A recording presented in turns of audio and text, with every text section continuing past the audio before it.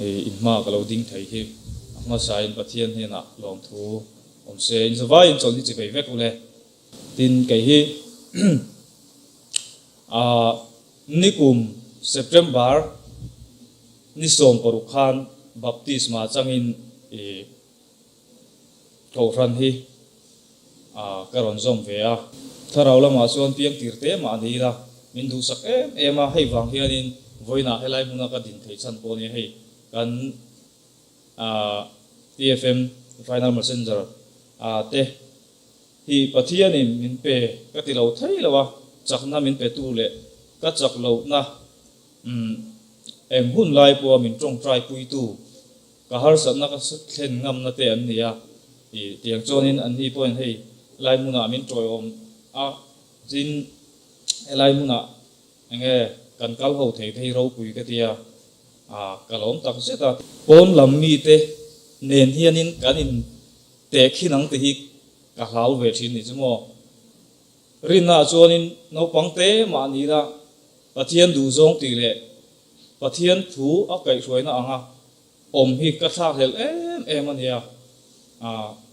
ni china kan channa hla te kha tun ma chonin no pang sak tur te wa te gangai thina tun hnuai ro chon kei ma hian ni hi lo mo ber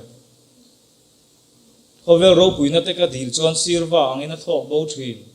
atia ril ru thiam lim jok hi ni kan mamo chu wangin voina hianin tu tiang lam hoi jok chuanin ron soi ka duwa pathian ro puina ni se thu soi pel hel te mo ka tiang om lo thei don lawa ti choni min lo ven pui turin kan som du bok chewa nang nin thiang lim tur ani ti hi pathian ka tanga chuak ania kan rong bol tu te ka tanga chuak mai le thu soi tu te ka tanga chuak mai ni lawa engkim siam tu pathian ka tanga chuak ami te om dan tur le ami te ni na tura adu ber chu nang ni in thiang lim tur ani ti hi ani top mai ni chu wang chuanin Jerusalem thar kantia mitam takin suang to nain lem te an ziak thinta van ram pathian lal ram ti te mi thiang lim te len na ram ti te yang khanin suang to nain mitam takin lem ten lo ziam thina hi an lem ron da pakhat ka ron da chuak ve entir atam heta hianin kan lu theina tur chu engdang ma ni lo thiang lim na tang alu tur kan nia thiang lim na loin kan thleng dom lo ti hi pathian ne na tanga kan thu don poimo ber ani chumi ni wang chonin helai mun thleng tur hianin kan thiang lim theinan thok tu pa ne na kan thlen du em tu oma chu chu lal isu krista pathian eng min mangai em tu ania heta kan thlen lau em tu pakhata om boka chu chu setana kan ti lucifer ani thin kha alo nita yang hianin pa ne na min suai theinan krista chuan solte wangin voikhat atur boxia mi fel chuan mi fel lo ain atura krista ti sa chuan ti thi na oma tharawa ero chuan ti nunin a omta Petera le khaton pakhat na bung thum chang som paria da chuanin pa ne na kan min suai theinan dali so krista hian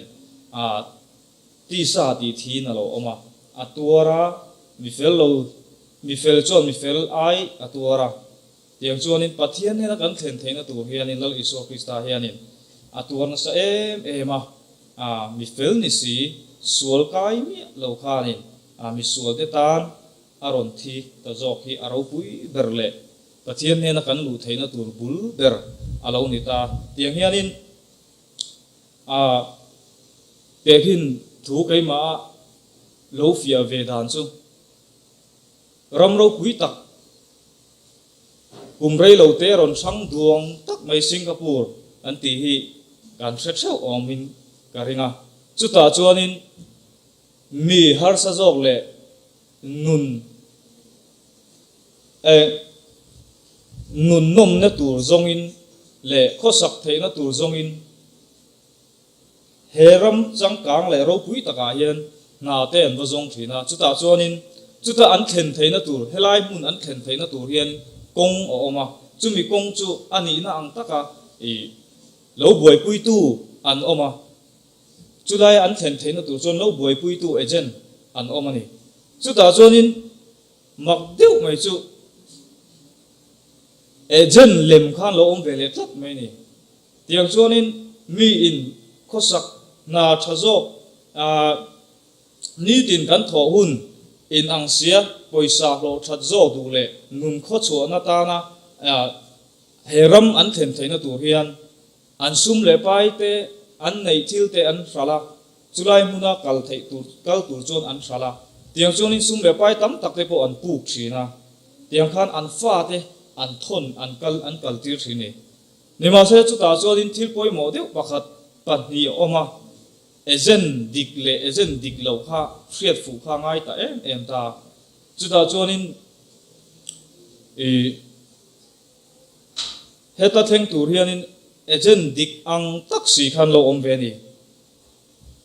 tiang hianin agent dik ang taksi khan lo om ve a ma se sum do nang khan agent kha an lo ni ve a tiang chuanin enge Singapore te ram dang po niang ram ro pui zo khleng thei tur khan agent kha akal dan kong thil tu se tu kha an oma mi chin hi an oma chuta chuanin agent dik ni om taka lang dik si lo kha an lo om thini chu chi chuanin an han kal suak tan nei zong te le puk bel te khan an han kal reach ve thini tiang chuan an agent te chu ring em si khan ama ro chu an han kal ta chenga chuta thleng lo chuanin an thil thleng tur an rin lo khan chunga thleng tatlat maya zela ten chu tang tatlat mai ni tiang khanin agent dik lo kha dik ni om takalang khan lo om ta chu tiang che chuanin hei mi ngaya kong dik ni om takalang a top chu thi na kong ni si om atia tu fing te bung song pali chang song pan ya chuanin heta hian kei ngei po zirtina dik lo atanga sei lian kan i wangin he thu tak ron zom tur hianin pal tlang hi keima to ka hen kanga ve na se to ka mi tui ka lo le he khovel thil chan huam lo hian ron du hi a thei to lo ka ti tok mai ni chung te tangin lali sona soi hi adik ka ti lu to ka thu tak hi mak em mai chu do lo ber alo nia thu tak hi do lo ber alo nia thu tak an do to chon an mi Singapore hi kan do tel cho china min thu tak azom tat chuan mi Singapore kha an do tel ngai thi chumi ni wang chuan in lali suan amel ma chu achung te an ni anga ti hi alo dik thina maro chu hei hi kan hriat thiam theina turin thu tak an na hriat lo wang zawk ani thu tak an na hriat lo wang zawk in hmel ma kan in siam thina hei hi apoi ka ti em a kei chuan fiana na sat tak mai paltlang tu khan chakna ka nei lo ti ka hria min tong trai puya pastor biak chuan ten min ron tong trai puya tiang chuanin punun moi te tiang hian kai ka thian te TFM aka thian te oi min tong trai puina sa tiang ti chuanin chakna ka nei ze la voin thleng hian pathian jok thang thei ze rin ka lo ding theya hei hi pathian kai hoina wang leo ni ti kha kan soi tel du boka kong dik niom takalang atop chu thi na ni si ti hi kalo fefia ve a paktiang khongai na zara he chumi ni wang chon lalpa than hi ka tan chuanin pathian he na ka thlen theina tur ni ti chiang taka ka hria wangin pathian chu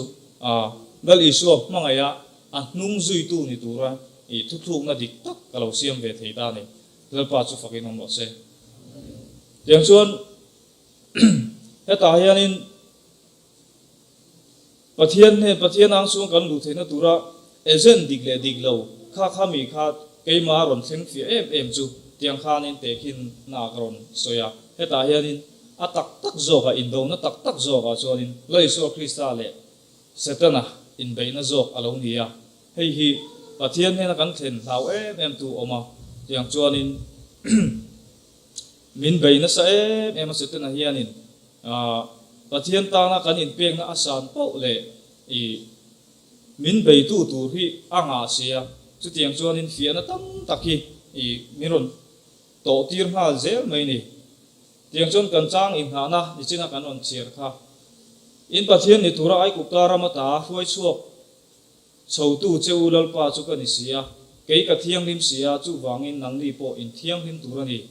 lo ti ta min lo tia ai kupta ramata hi pathian hian min fuai chua hi aduem em avoin theng hian he khovel salta na ta min fuai chua hi pathian du berani anne na min fuai hole hi adu ber ani wangin chumi ni tur chuanin a thok na sa em thiang lim na lovin tuma pa nen kan theng don lo ti he chang thu hian min ron hriat tir le a mi zong zong ne na in rem na le thiang lim na ro u chu mi thiang lim na lovin tuma lalpa an mulovang min lo ti ni tiang chon mi zong zong ne na in rem na hi enga chang nge lo chuak thei ril ru thiang lim a chang lo chon chuak thei lo tro mo ril ru thiang lim putna chang lo chon in a chuak thei lo ni mi zong zong ne na in rem na dik hi in rem na dik lo hi chu om ve ta hei a der hi chu om ve ni mo ma se a tak tak hi chu a thiang lim ani chumi atang lo chuanin lalpa kan hudon lo ti in min lo fila tiang chuan mo sia ngei po kha ril ru thiang lim ril ru thiang lim zia ka ngai to hian ro pui hi ka tilum mo sia hi ro pui hi ka ti em huai tu ro pui ani na hi lo lang thina tin pathian chuan ron hai su khai ikepha ata i phei khok te kha phel ro idin na mun kha lei mun thiang lim ani atia ni lalis pathian hi aron in puan na le pathian aron kalna piang hi mun thiang lim ani zel mai ni chumi ni bang chon mo sia po kha a phei khok phel turin ati ta ti chon mo sia ril lu thiang lim zia hi extra lu som thum pan hi chang som thum pan hi khan ti hian lo tia an bo chian na wang te khanin Israel fa de an bo chian na wang khan pathian ne na ti hian adil ta amai ro chu an sual te ingai dam thei ang emo chu i thei lo zongin i le khabu i lo zia to ata kha mithai bo turin ka nge na che atia chu mangai na anga zia le ril ru thiang lim hei hi ril ru thiang lim atang lo chona chuak thei lo ro mo tharau bo man tur le midang thu tak la thelo te vei tur po hian he ril ru hi kan nei ve chon chi lo chonin kan eng chu boina sabas kula kan zirlai ang tho khan sei khu khâu khu ang kan ni tho ni ril ru thiang lim atang lo chon midang te thu tak an he khovel boy ata so zalen tur hian chan chuak turin ril ru thiang lim punna le midang te mangai na atang lo chuanin a thei lo ni hei hi voina i kan nei turata na ron chop chuak a du ber lai chu ni ril ru thiang lim mol hi ni pathian na thok tu hian lo poimo ti hi kan ril ru hian kan safa in lo lian ber se ka duwa ti chuanin pathian chu he sal tang te min chua zalen tur hianin aron thok na sa ema chuta chuanin kan zinga chen adu wangin mun thiang lim mi buat sei ro ti in extra du so ki panga chang ria da chuanin tin mun thiang lim mi siam sak ro se an zinga ka chen ve thei na alo tia ti chuan tlang alem ka entir ang che khan engkim isiam turani ti sereng ro khai atia tiang chuanin mun thiang lim ber siam tu khanin mo sian hena khan pathian in arila kan mishing ten hena alo chen theina tur khan mun thiang lim siam sak turin pathian in alo bo sei saka chu Calvary Cross bia book ang khanin alo rem tir ta biak buk lem a chunga bung rua tur zong zong lem ka entir ang chia che hian siam turani alo tia tiang chuan in mun thiang lim ber han ka zung zung ila tu soi te rei lom nan mun thiang lim ber chu pathian chena ni ti kan thre wa hei chu cái ní cầu thona chuan in kan thret tam to view in karing chu pathian chena alo nia ti chuan in la Solomon a po khan in pathian chena tur mun kha asak saka tiang chuan in pathian kha takin alo cheng thina lal Zedekia kum som hi pakhat alai lai khan zoi ki mati dan ang zela milem pathian te mo pathian mun thiang lim ti bor bang tura milem biang na alo lu ve ta ka bang khan pathian chu alung oi to lo ta ti chuanin pathian chuanin Babylon Babylon sala khan atan tir ta ni dal Nebuchadnezzar te khan an hol ta ti chuanin hemi story chu kan thre thau in karinga tiang chuan kul te chu pathian in thiang lim te chu ti chiat vek alo nia chu tiang chuan in pathian mun thiang lim ngei po kha ti chiat le hal alo ni ta ni an lo bo chen te le ami te bo chen na wang khan mun thiang lim ber kha ti chiat alo ni ta ni chu ei kan ril ro lo da reng ila ka duwa tiang chuan in sultan suak te an kir le khan Jerusalem mun thiang lim din chale tur khan in thei to pan chu tiang chuan in mun cheto biak buk cheto mun thiang lim ber cheto te po kha din chale turin an in bo seita chuta an din chat le chon pui thiam lal levia chi le chung ko pui pa tam tak in masa mutu putar ho te ro chu an mit muwa he mi in lung phum an phum chuan an trap vak maya tin mi tam tak chu loma wangin an au vak boka an ti kan huwa temple masa pathian mun thiang lim masa mutu te khan an nung jok an han din chat le hian an lung chian trap na sa em ani ti chuan loma wanga pathian fak te po an om boka maro chu temple ro pui jok kha aro pui na kha anep kalu tuka anu nung jok kha apan hi na jok kha ama sa jok ro pui na kha atluk lo em mai ni ama ro chu zo nei hagaya kha ni ama sa ro pui jok na ai khan anu nung chu aro pui jok do na ni alo ti vele tat mai sia ma se chu temple chu ama sa kha atluk chuang si lo ni chulai taka chu pathian na thoro pui lu tuk lo lang hi helai hi aro pui ka ema ron soi non le ka duwa he in nu nung jok ro pui na hi ama sa jok ai khan ana sa jok ang sipai hotel al pa chuan ati tin he muna hian remna ka thlen ang ti hi sipai hotel al pa thu chu ka ni ti in alo soya khang a material le an din chal le na thila kha chuan in atluk lo lu tu kha upa te ho ama sa mutu te ho kha an chap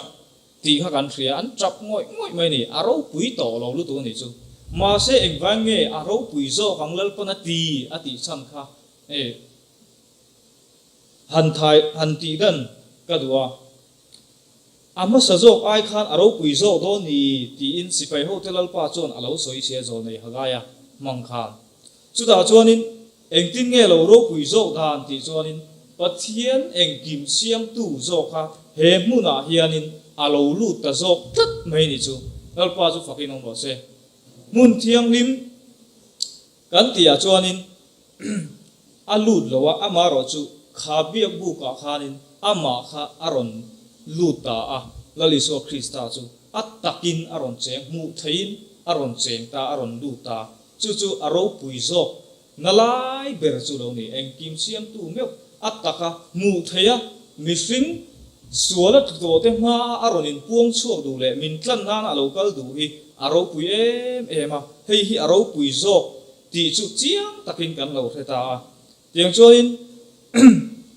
Krista chu ku ta sakmun thiang lim atak an puya chon alu si lo wa tu na pathian ma kan aya ding turin wana nge alut ta zo ka ti tui alo mule ta mun thiang lim bera ro chuanin alut lova pui thiam te na kha ani wangin ma se pui thiam tak tak zok la le so Krista chu bia buk tak tak zo ka tun huna hian pathian chung te chuan ro relin omani ti hi chiang takin kan lo fiani tiang chuan he thu hi keima mi mot la sat ma wang helai huna hianin i thiam le thiam lo in ron puan cho ve ka duwa pathian ro puinan chok ni se helai hi mun thiang lim ber chu enge lo ni ta tun huna hian ti kha zir chua kan tu manga tiang chuanin zo suan he na khanin lalpa spei ho te ho tu chuan zo suan he na ike pha ata I phei khok kha phel ro idin na mun kha athiang lim ani ati chuan zo suan chuan a phel ta tiang chuanin pathian mi te anon kal reng reng hianin mun thiang lim alo ni zel mai ni I du zong vana min an ti in le min tro se kan ti te po hianin enge kan ti tu rilu thiang lim taka pathian du zong ti tu kan ni zia kha kan lo the theya tiang chuanin zo suan he na po alo in lara sipei ho te lalpa sipei ho te ho tu kha tiang chuanin zo suwa ho khan zerko kun kha zerko khoro pui kha ne an he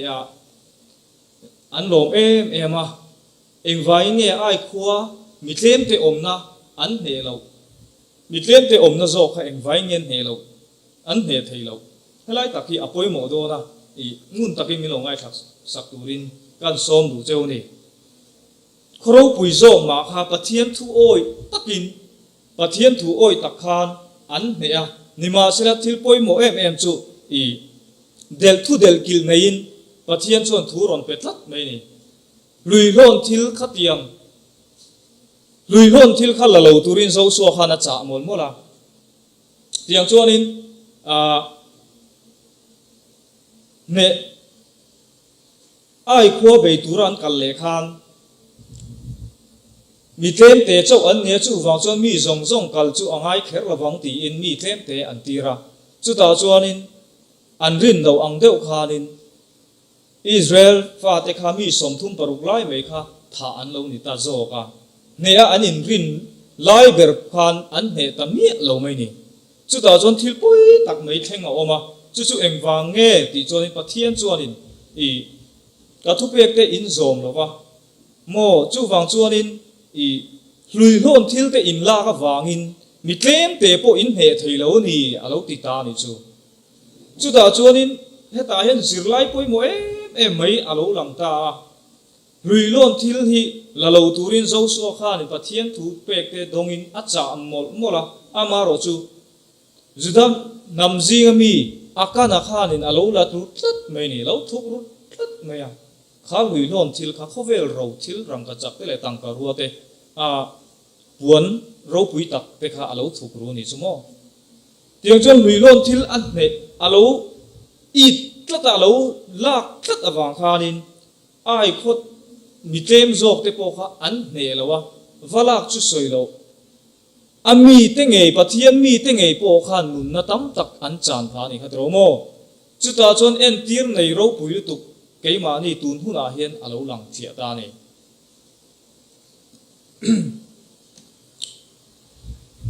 zo so bung sri chang som pon hi chon chu wang chon lom Israel tha ten an mel ma te an ngam thei lo lui lon thil an lo ni ta ka wangin lom mel ma te uma an tlan chian ni thil lui lon chu in zinga ta in ti boral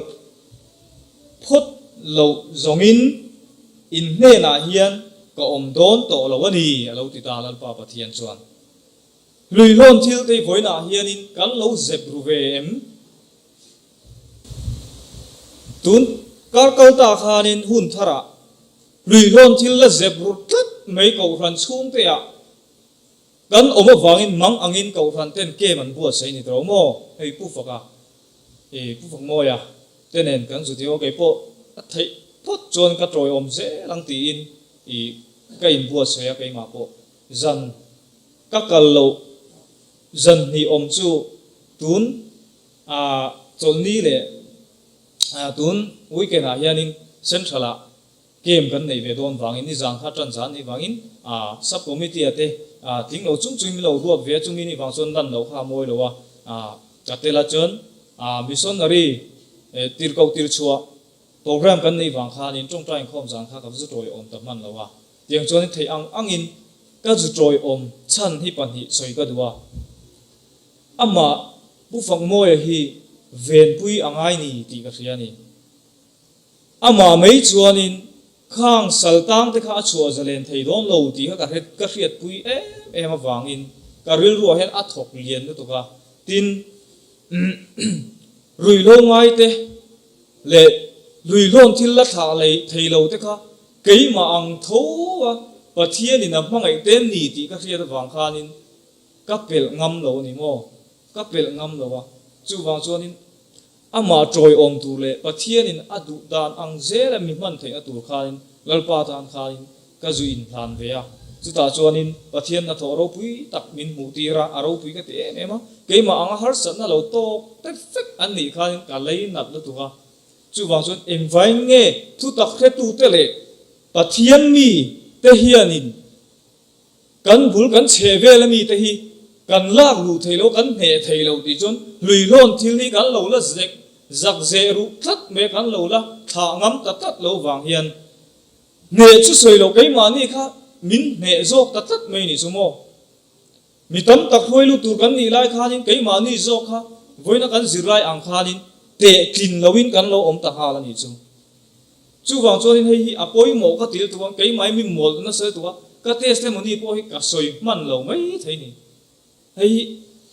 aro pui ka tia he thu cha hi kai ma ni tan hian tun huna min zir tir tu thu cha ani ti kai mai min mol na sak em wang hei hi karon soi duwa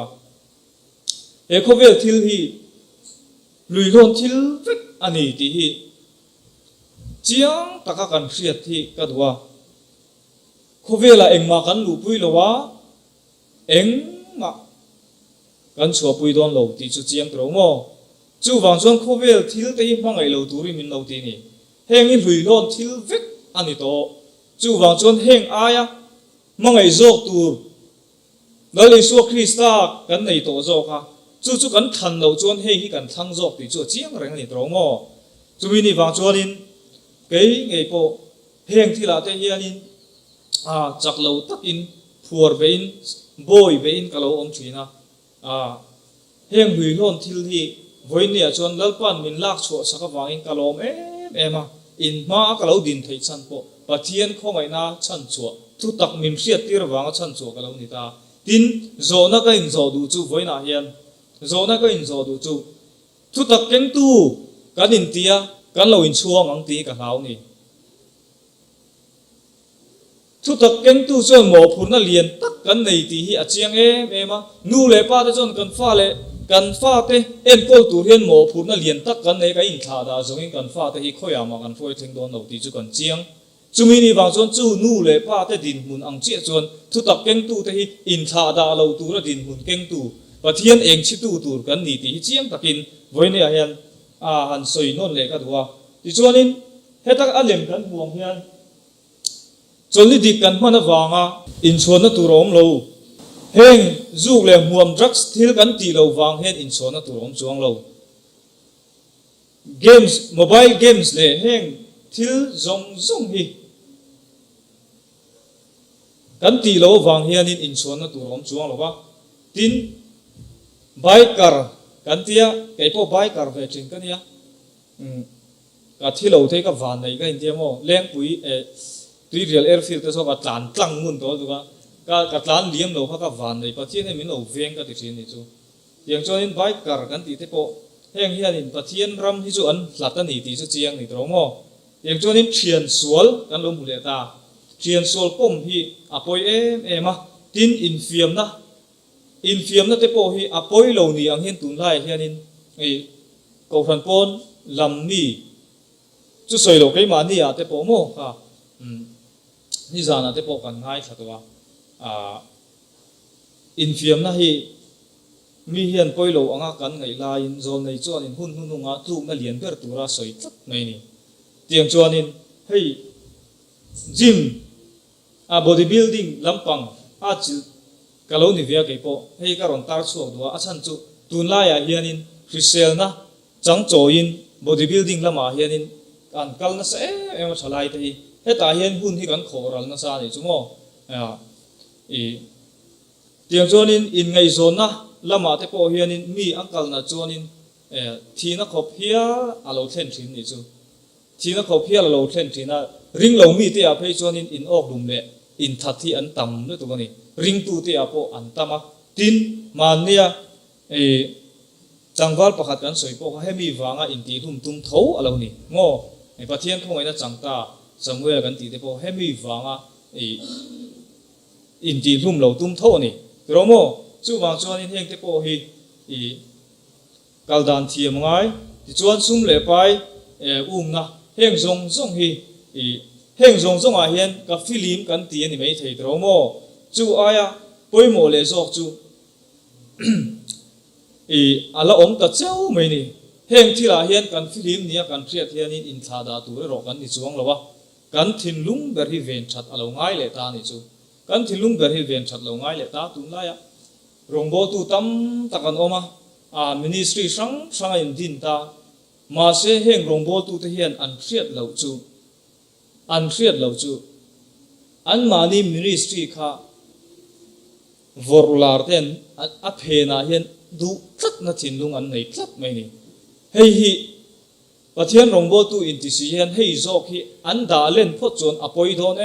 em ani ti hi chiang takin ka soi duwa hei hi kan in ven na tu rongbo tu te kan in ven na tu alo ni zel heng thila hian ka film he in ti mai la heta hian setana hian min beidan kong hi ala het ta cheu zel ti hi ka soi duwa chu ta chon kan in veng tur ni ti hian in pola chon ti hian korin komin ten hena le ka thon pakhat na bung thum chang lia chon mi pakhatin pol ka ni midang in ke zong apolo pol ka ni in ti chun zong mi hring ti sami in lan ni lo vem ni min ti ani chumo chu wang chuan in pol in ti na hian in ti sami kan lo ni thin chu setana min bei na ber rongbo tu te min bei na ber alo ni thin heng zu le muam ko lui lon thil film in ti mai la chu ta chuan min bei dan kong alo la ta cheu mai krista mel lia tu chu heng kan pol din te hian alo lia thei ni ti hi kan hriat thar le ka du khop mai ni chu wang chuan in alan dan angin te lo turin le pathian lom zong chu mo enge ni ti zong zok turin kan ril ru te ven that zel kan lo la ma ba zel chu wang chuan nang nin thiang lim tur ani ti hi apoi mo em do na tin helaya exercise chung chang le gym bodybuilding chung chang he ron soi lan le ka duwa pol khan ti ko then he na khan ti he na thona bung li chang re da khan in taksa in soi na hi sot zong a sot ve boka pathian ngai sang na ero chi chu nun na omsa le lo om le tur pek tiam na anei awangin kong tin re nga asot ani lo tia le lin da nga chuan tharau soi ero hi chu atiani mo tharau soi ero chu tuna nun na le chatuan nun theng a sot na zo ani wangin a thazo ani tharau soi na ero hi chu ti in alo soya hei hi ke pon ka khriat ta ka wangin bodybuilding dinga hen ka achil ema mi ain ka kalma mi ain ka hot la ya ka tiang khanin kalo achil na sa em maya chumi ni wang chuanin ro tin na te po kalo chang ve ya ka in pek na awang khan ro tin na te po kalo chang ve chung chu kan froi tu ten min sia saka wangin min promote puina sa ema tiang khanin min du saka tin mizoram ai ote pon min lo chua tir ve ya tiang khanin enge pathian lo puina ni se helai hi kan soi lan du chu tharau lam soi ro chu kong tin re a so jok ani ti min hriat tir to wang hian heng hi katan chuanin thil tha ni ve bok ma se ai tha jok chan du jok in voinia hian helai huna karon ding ni chu pathian ro puina ni se ka thang jok to tharau sakna pathian nei hi ka thang jok to ni ti kha pathian ro puina karon soi du boka tiang chuan pathian che na mun thiang lim ti bol ro tu chu pathian tharau thiang lim chuan tu po ni se kal san thin helai takhi apoi mo ka ti em a mun thiang lim ber chu tuthum lui hun kan ti a khanin biak bu ka khan an lo nei thina tu na ero chuanin mun thiang lim ber chu khoi lai nge ni ta ti hi kan zir chua tan ka duwa chu ta chuanin mun thiang lim ber ti bol pathian che na mun thiang lim ber ti bor bang tu chu pathian chuanin tu po ni se chu akal san pathian tharau thiang lim chuan akal san thin lal so la riak thi ngei po kha pathian du dan ina om lo wa pathian tharau thiang lim chuan akal sana tiang khan lal so la chung chang a po soi tu tam tak en tir nei kan lo se to a tiang chuanin mun thiang lim ber tu na hen khoi lai nge ni ta ti hi kan zir chua ka duwa tiang he korin khanna bung thum chang som paruk som pasria chuanin pathian in ni le pathian tharau nang ma nia om reng ti in felo vem ni tu po in pathian in chu ati kholo chuan chu mi chu pathian in ati kholo wang pathian in chu athiang lim sia chu in chu nang ma ni in ni min ti ni ava poi mo to em tro mo temple ro pui lit tuk tak mai kha an tra na sa em a achia ta ka wang khan ma se tu nu na hian in ai ro pui zok chu khoi nge ti hi kan lo se ta a chu kei ma ni ani ti hi chiang takin min lo fia tir ni chu in chu mi in pathian chen na in ani wangin ati kholo tu apiang chu pathian in ati kholo ve do ati ni ro mo pathian tu pek te zom lo temple pathian mun thiang lim ti bor wanga pathian in ati tak zia kha kan ria ni kha atakin pathian chuan a hrem ngal zela akana te po kha lungin an deng lunga hlui lon thil alo lak tlat awang khan pathian in a hrem ngala ti rum ngala ma se tu huna chuan khongai na wangin nakin huna hrem atan min a khek ta zok ni tromo min khek ta zok ni ma se hi kan hriat reng atan ta du chu mi in chu ati bol bo tat chuanin voina hianin pathian hrem na chu atok lo ni nei thei ma se asin lo a thi a boral ni chuanin a hla don chuang lo ti hi chiang takin pathian chuan ati kholo veng ati hi nakina a thleng don tho ro rel na nia chuan apum pel thei don chuang lo ti hi chiang takin han taran le ka duwa chu in chu keima ni kan ni to ni ti kha chiang takin he thu hian min hriat tira tuna ya chuanin temple pathum na sak le tumin an voi vuta he thu tiam te hi he chanchin te hi mani kem kan nei khanin kan zir ho kha acha ka te mema aro pui ka til tu ka he thu pathian thu ne hian alo in fin khoma vantir ko pathum tu cha nge yani heng hun lo thleng tu kan zir te hi ti hi chiang takin voina han ka puang duwa hun no thil lo thleng tu te hi lau tu re ro chu kan ni lawa ma ro chu lau tu re ro kan ni lo la ya in tha da tu kan ni lo vele thung ti hi hriaila chumi ta kan in bua sei na tur chuanin he pat vantir ko pathum tu cha hi kan hriat chian hi angai em ni ti kha karon soi lang du boka chu da chuan pathian chuanin pathian in kan ni to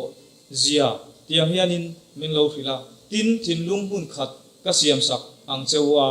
ril ru thar ka pe ang cheu tin an taksa ta thinlung sak chu ka la bowanga thinlung nem an he na ka pe yang tin min lo hrila thinlung hun khat hi pathian mi thian puturin min duwa chu wang chuan nang ni in thiang lim tur ni kei ka thiang lim sia ati hianin pathian in kan ni to pathian chen na in kan ni to bang hei thiang lim mun khat ni turin pathian in min kau ni chumi mun khat kan ni lo chuanin eng hi kan chi tak tak thei lo ti hi chiang takin ka soi duwa chumi ni wang chuanin kan thin lunga hian lali so Krista hian in chen na duwa chu wang chuan Krista chu ri na wanga in thin lunga a chen theina aro puina nga ji ang zelin a tharau zara mi hring chung nung lama chuan thil ti theina ti chakin a om tir theina tur chewin min ti ni thil ti theina thuam kan ni theina tur hian rin na wangin kan thilunga a chen theinan alo ti ni chu pathian chon heta hian chen na duwa laliso Krista kan rin na wangin he mun thiang lim bera ron chen hi adu wangin hei hi a thiang lim hi poimo em wangin nang nin thiang lim tur ni kei ka thiang lim sia ti hi voin ni a hian nasa takin ron soi chua ka duwa chu eng kan chin na tura poimo bera chu ril ru thiang lim pathian chen na mun thiang lim kan ni to wangin hei kan nei tu chumi atang rong bo na pen chuak tur kan nia chu eng chi tur kan ni zia atilanga tin Krista iswami te chuan ti sa chu an sual ngai to na le chang na te chopin an kheng beta tharawa nung kan ni chuan tharawa ve ki om le bokang u in chau ton na in iksik tonin in ngai bu suang u min lo ti ni chu wangin voina hianin heng lui thon thil kan ti te ke chu ka fi me kan ti ni thai ma se enge poimo ber kan tak kan ti sa chu sual sual ngai to na te chopin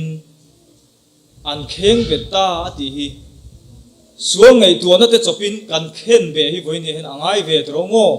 chumi ni lo chuanin ril ru thiang lim hi aput thei lo chu wang chuanin he khovel hi mangai tur kan ni lo hlui lon thiri mangai tur kan ni lo ti hi zona le khathona hian tiang hen min lo fila khovel hi mangai sula khovel athil om te hi te po khovel athil om te po hi mangai hek su mi tu poin khovel hi mangai chuan pa mangai na ama om lo khovel thil om zong song ti sa chang na te mi chang na te dam chung ro puina lem te hi pa chuak ani lova khovel chuak ani zok sia khovel hi chang na te chopin abo ral me kani pathian du zong ti tu te ro chu kum khwa in om rengang ti min lo fila khovel mi na phangai chuan pa chuak ani lo ti chiang takin nin sil to a chu wang chuan ke nin e khovel thil hi kan zak zea lui lon thili kan na zak ze tlat ani chuanin ko ran thil eng chi tur hianin kan chak tok lo thin ani chumi ni wang chuanin khovel thil zak ze thila hian ka fili me kan ti ni mai thei tromo chumi chu kan du tok tur ani lawa kan thin lung zok hi kan veng tha anga thin lung thiang him ne na eng chi tur kan ni wangin khovel hi khovel thil om lui lon vet hi kan kal sananga tiang chuanin heng thil te po hi kan na tang ani chuanin haba kan la nei thui le a ni ma sela chumi a chuanin indom puna lungai mai ture ro chu kan ni lo hun tha min pe a tun hun tha hi thim hi ala ral lawa aral ma hian hun tha min la pe hi kan van nei em a kan sual te kan lo bo chi a he khovel thil lui lon thili kan lo la zak ze ani point voini a hian I tha ila tiang chuanin kan ngei tuana lui lon thil min ti bol lo thei tu alo la om ni chuan tha ila tiang chuanin kan na tlai lo ti kha karon soitel du boka tiang chuanin kan sual te thupa kan choi chuan kan sual te ngai dam tur le kan fel lo na zong te ten fai turin ama churin omin a felani ti hi voini a hianin kan na nei chata chu wangin alo kal le hun hi anai to ema hemi hun chung hianin kan thin lung te ti thiang hima pathian tok tura kan in buat saya midang te po chu tiang lalpa tok tura kan in buat sai tira tu tak kan khria tira boy ata an chu zalen an ni theina tura eng chi tu kan ni na ang taka rilu thiang lim tak nen eng kan chit theina turin voina kan thu soite lalpan kan safai tan malmin som sakse kan pathian aming ro pui ber ro se